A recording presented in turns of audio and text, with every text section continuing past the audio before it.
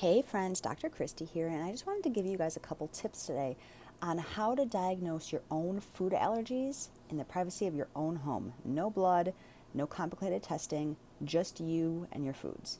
And it's not necessarily going to take a 3-month drawn out elimination diet period. Of course, those things are helpful, but if you want a little bit more of direct impact results that you can see and feel, try this test. So, what you're going to do, take your wrist, find your pulse. And so here's what I actually want you to do first. You're going to find your pulse, but you're going to sit down and just rest for 10 minutes. Now, if you actually have one of these silly little Fitbits or an Apple Watch or something like that, that you can actually be checking your pulse with something like that, that's fine. I'm okay with that at this juncture. Just the point is to sit for a good 10-15 minutes. Don't be getting up and running around or doing anything. You just want to sit and be in a relaxed state so you get an average resting heart rate.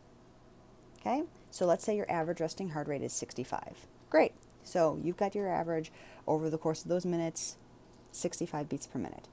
Then consume whatever the food is.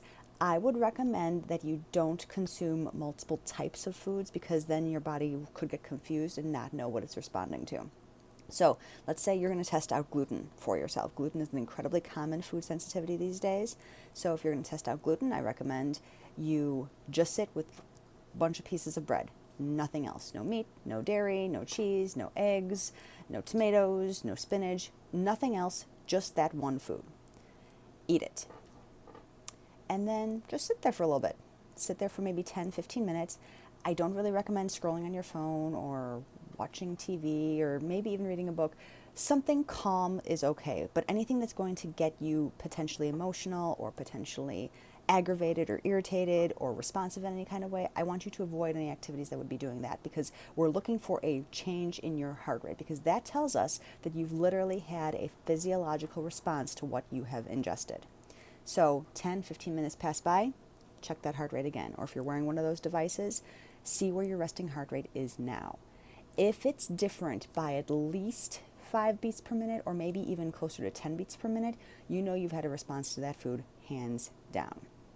Try this for yourself. Let me know how it goes for you. Your body is this incredible machine, and it's going to tell you under no uncertain terms how it feels about things. You just have to listen. And it doesn't speak your language. It doesn't speak English like we communicate right now. It only speaks through symptoms and biofeedback markers. And so testing those biofeedback markers, if you don't have access to blood and you don't want to do a whole 3-month-long elimination diet and all these crazy things, just take the time to listen to your body's cues. Sometimes it's obvious, sometimes it's not. So if it's not, you got to dig a little deeper, take your time and really start listening to your body and asking it questions.